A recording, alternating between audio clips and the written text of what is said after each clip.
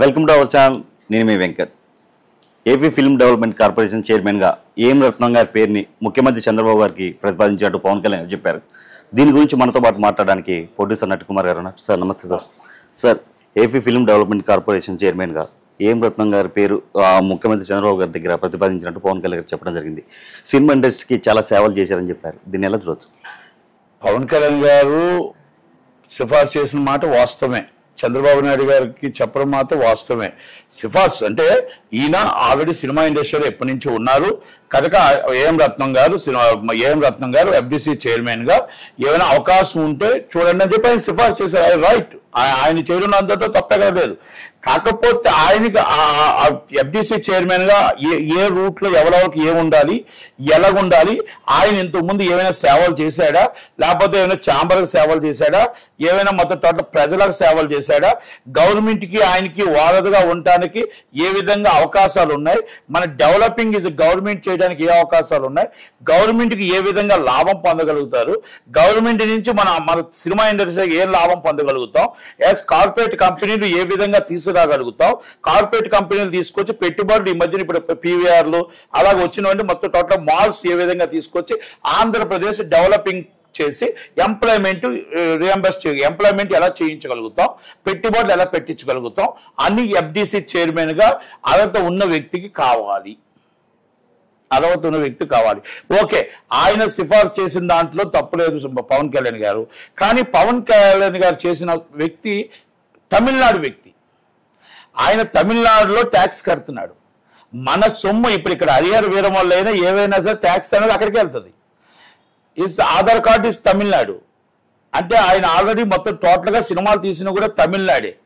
ఇక్కడ ఆయన chamber president గా తెలుగు ఛాంబర్ ప్రెసిడెంట్ అని చేస్తున్నాడు. Sorry, AP film chamber not recognised by Telugu film chamber of commerce and Telugu film producer council, AP film federation. ఈ మూడే recognised by South Indian film chamber. కనుక మనం ఏ వ్యక్తికి ఇవ్వాలన్నా ఆంధ్రప్రదేశ్లో ఓటాకు ఉన్న వ్యక్తికి, ఆంధ్రప్రదేశ్లో మనకి డెవలపింగ్ ఉన్న వ్యక్తికి, సినిమా ఇండస్ట్రీలో ఉన్న వ్యక్తికి, ఒక ఎగ్జిబిటర్కి ఇవ్వచ్చు, డిస్ట్రిబ్యూటర్కి ఇవ్వచ్చు, ప్రొడ్యూసర్కి ఇవ్వచ్చు, స్టూడియో ఓనర్కి ఇవ్వచ్చు, సినిమాతో అనుబంధం ఉన్న ఎవరికైనా ఇవ్వచ్చు. నేను ఆశించా లోకేష్ బాబు గారిని అడగడానికి, దుర్గేష్ గారిని అడగడానికి, పవన్ కళ్యాణ్ గారిని అడగడానికి అందరికీ రిక్వెస్ట్ చేసుకున్నా. నాకు ఎందుకు అర్హత ఉంటుంది అంటే నేను పని చేస్తున్నాను, డెవలపింగ్ చైర్మన్ గా ఏ విధంగా చేయాలి. 160 జీవోలో ఇడిగట్టులో విశాఖపట్నంలో 325 ఎకరాల స్థలం ఉంది. అలాగే ఎఫ్డిసి చైర్మన్ కి ఏమున్నాయి, ఏం రావాలి, మాకు ఎఫ్డిసి నుంచి మా ఆంధ్రప్రదేశ్ డెవలపింగ్ కి సినిమా ఇండస్ట్రీకి ఏం కావాలి, అలాగే ఆంధ్రప్రదేశ్ గవర్నమెంట్ డెవలప్ అవడానికి ఏం కావాలి. ఇప్పుడు అంబానీ గారు సినిమా ఇండస్ట్రీలో దిగుతున్నారు. ఆ అంబానీ గారు పెట్టుబడులు ఏమైనా సినిమా ఇండస్ట్రీకి వస్తే విశాఖపట్నం డెవలప్ అవ్వాలా, రాజమండ్రి డెవలప్ అవ్వాలా, విజయవాడ డెవలప్ అవ్వాలా, తిరుపతి డెవలప్ అవ్వాలా, మదనపల్లి డెవలప్ అవ్వాలా. అంబానీ గారు లాంటి వాళ్ళు అమెరికా నుంచి పెట్టుబడులు సినిమా ఇండస్ట్రీలో పెట్టుబడులు పెట్టడానికి చాలా మంది వస్తున్నారు. ఆ పెట్టుబడులు తేగల కెపాసిటీ ఎవరికైనా ఉన్నదా? నాకు 6 నెలల క్రితమే నేను డ్రాప్ అయిపోయా. ఎందుకంటే ఇప్పుడు ఒక టాయ్ ఏంటంటే ఎలా ఉందంటే ఇప్పుడు 1,000 కోట్ల పెట్టుబడి తేవాలి. నా స్తోమత సరిపోదు, నా హైట్ సరిపోదు, నేను వైట్ అండ్ వైట్ ఉన్నాను కాబట్టి తక్కువ టై నాకు లేదు కాబట్టి నేను దీనికి సరిపోను. ఎఫ్డిసి చైర్మన్కి నేను సరిపోను, తక్కువ టై కావాలి, టాకింగ్ ఇంగ్లీష్ కావాలి, అన్నీ కావాలి, తెలివితేటలు కావాలి, అనుభవం కావాలి. ఎందుకంటే ఆ అనుభవంతో డబ్బు తేవాలి, డబ్బు తెచ్చి పెట్టుబడులు ఆంధ్రప్రదేశ్లో పెట్టించి మన రాష్ట్రాన్ని డెవలప్ చేసుకోవాల్సిన బాధ్యత ఎఫ్డిసి చైర్మన్ మీద ఉంది. సినిమా ఇండస్ట్రీని డెవలప్ చేయాలి, సినిమా ఇండస్ట్రీని కాపాడుకోవాల్సిన బాధ్యత ఎఫ్డిసి చైర్మన్ మీద ఉంది. కనుక ఏఎం రత్నం గారు పనికిరారు, నట్టికుమార్ గారు పనికిరారు. దానికి తగ్గట్టు పెద్దవాళ్ళు ఎవరైనా ఎఫ్డిసి చైర్మన్ గా వారధిగా ఉండాలి. ఎవరుంటే బెస్ట్? నాకు కేఎల్ నారాయణ గారు ఉంటే మంచిదని నేను అన్నా.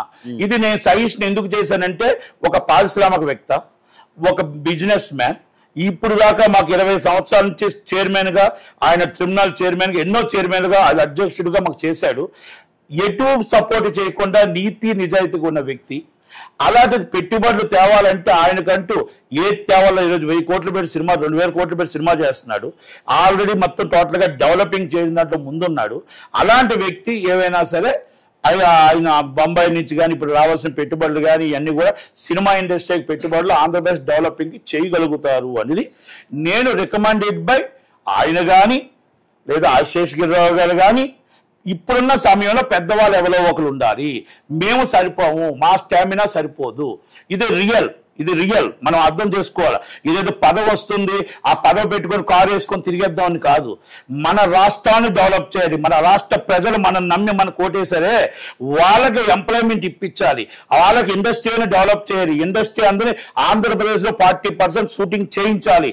షూటింగ్ చేయించి అక్కడ ఎంప్లాయ్మెంట్ పెట్టాలి, ఇన్ఫ్రాస్ట్రక్చర్ డెవలప్ చేయాలి, ట్యాక్స్లు అక్కడ కట్టించాలి, రాబడి పెంచాలి, అభివృద్ధి చెందాలి. అంటే మనం స్టామినా సరిపోదు. అంబానీ గారి దగ్గరికి నేను వెళ్ళగలుగుతానా? వెళ్ళాను కదా. అంబానీ గారి దగ్గరికి ఎవరు వెళ్ళగలుగుతారు? పవన్ కళ్యాణ్ గారు లాంటి వాళ్ళు, చంద్రబాబు నాయుడు గారు లాంటి వాళ్ళు వెళ్ళగలుగుతారు. దానికి మన వారధిగా సినిమా FDC చైర్మన్ ఇవన్నీ నడపడానికి, దీని మొత్తం గ్రౌండ్ వర్క్ చేయడానికి పెద్దలుగా వాళ్ళకు ఉంటుంది. కాబట్టి నేను వాళ్ళకి ఈసారి ఇమ్మను. ఎందుకంటే ఆశ అందరికీ ఉంటుంది. సార్ పవన్ కళ్యాణ్ గారు రికమెండ్ చేయడం తప్పలేదు, ఆయన రికమెండ్ చేశాడు. కాకపోతే ఆయన తమిళనాడు వాసి, మన ఆంధ్రప్రదేశ్లో చాలా మంది ఉన్నారు. అది రేపు ఇంకొకరికి ఛాన్స్ ఇవ్వకూడదు. కనుక పెద్దలు ఆయన కూడా ఒకసారి ఆలోచించాలా. చాలా మంది ఉన్నారు. నేను కూడా ఆశించాను, దానికి నేను డ్రాప్ అయ్యాను కూడా చెప్తున్నా. ఆశించాను, డ్రాప్ అయ్యాను, తప్పేం లేదు దాంట్లో. నాకు వర్క్ చేయగలను, నాకు పని ఇస్తే పని చేయగలను, నాకు వర్క్ ఇస్తే చదువు రాపైనా చేయగలను, నాకు నిలబెట్టగలను. కాకపోతే ఇప్పుడు పెట్టుబడులు తేవాలా, పెట్టుబడులు తెచ్చి అక్కడ ఆంధ్రప్రదేశ్ డెవలప్ చేయాలా, మాల్స్ కట్టాలా, ఇవన్నీ మొత్తం టోటల్గా చాలా ట్రాస్ ఉంది అక్కడ. అంటే కష్టం ఉంది. ఆ కష్టంతో ఎంతోమందికి మనం బొంబాయి వెళ్ళి, అమెరికా వెళ్ళి ఇవన్నీ కలిసి మన సినిమా ఇండస్ట్రీని డెవలప్ చేసి ఆంధ్రప్రదేశ్ని కలపాలి అంటే రత్నం గారో, నట్టికుమారో, లేకపోతే ఇంకొకరు సరిపోరు. రెండోది రత్నం గారు అంటేప్పుడు 100% మేము వ్యతిరేకిస్తాం. రత్నం గారు అంటే మాకేం వ్యతిరేకంగా ఏం లేదు. కాకపోతే ఏంటంటే ఎక్కడో ఉన్న వాళ్ళు తీసుకొచ్చి ఇక్కడ పెడితే ఇప్పుడు ఆంధ్ర వాళ్ళంతా ఏమవుతారు? వాళ్ళంతా యాంటీ అవుతారు కదా. మనకు ఓటాకి ఇక్కడ వాళ్ళు వేశారు, ఈరోజు ఎంప్లాయ్మెంట్ కావాలి. ఎక్కడో ట్యాక్స్ కడుతున్న వాళ్ళని, 100 కోట్లు కడుతున్న వాళ్ళందరినీ వదిలేసి మనం ఎక్కడో చెన్నైని ఉన్న వాళ్ళని తీసుకొచ్చి ఎందుకు పెడతాం? రెండోది యాంటీ ఛాంబర్ పెట్టిన ఆయన, ఇప్పుడు ఒక తెలుగు ఇండస్ట్రీకే వ్యతిరేకంగా ఛాంబర్ పెట్టిన ఆయన, వ్యతిరేకంగా మాట్లాడుతున్న ఆయన రికగ్నైజ్డ్ బాడీ కాదు. అసలు అర్థం చేసుకోవాలి పెద్ద మనసుతో. ఓకే, ఇవన్నీ కూడా సార్కి తెలియదు, పవన్ కళ్యాణ్ గారికి అన్నీ కూడా ఐడియా లేదు. కాబట్టి ఒకసారి ఆయన మీ ద్వారా తెలియపరుస్తున్నాను. ఎట్టి పరిస్థితుల్లో ఆ రికమెండేషన్ చేసింది వాస్తవం, రైట్. నిర్ణయం చంద్రబాబు నాయుడు గారి మీద ఉంది. మా నిర్ణయం మేము చెప్పాం. నిర్ణయం అంతా పెద్ద చంద్రబాబు నాయుడు గారి పార్టీ మీద నిర్ణయం ఉంటుంది. ఆ అవగాహన మేము చెప్పడమే మా ధర్మం, అంతే. డెవలప్ అవ్వాలనేది, ఇండస్ట్రీ డెవలప్ అవ్వాలి, గవర్నమెంట్ డెవలప్ అవ్వాలనేది మా కోరిక తప్ప ఎవరి మీద మాకేం కోపం లేదు, ఎవరి మీద ఏం లేదు.